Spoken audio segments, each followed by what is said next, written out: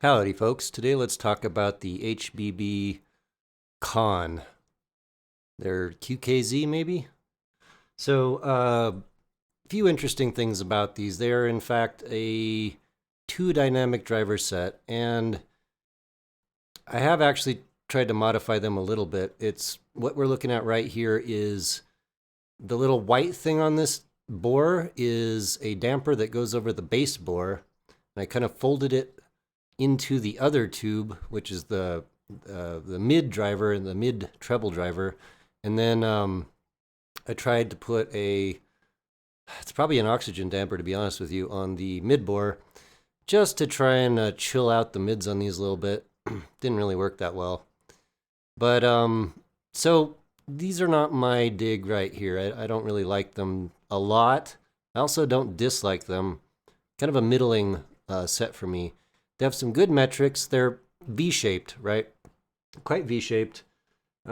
Big bombastic bass out of the box, and pretty good mids and treble.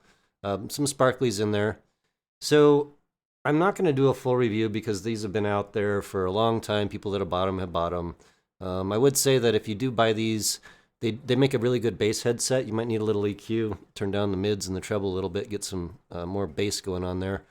But they don't do well for me because basically I can't listen to metal with these things, stock at all, zero.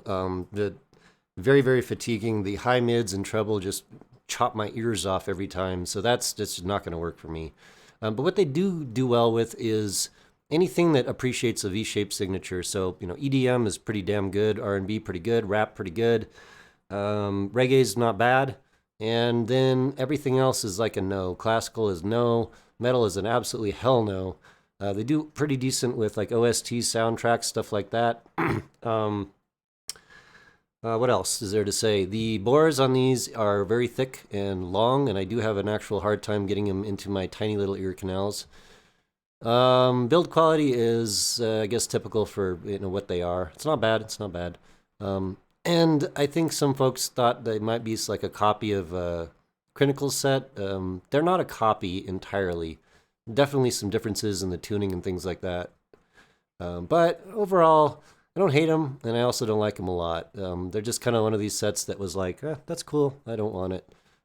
So just thought I'd give them a shout out. I mean, for folks that want big bombastic bass and you appreciate a V-shaped signature, staging is pretty okay on these. Not bad at all, especially for the price. You will get some OCDs. But the tonality is a little rough for certain genres. So overall, I'm going to pass on these, but I don't hate them either. They're certainly not as bad as some of the fail sets I've had in the past. So I'll give these a pass, and like I said, just not for me. Right on. Talk to you on the next one.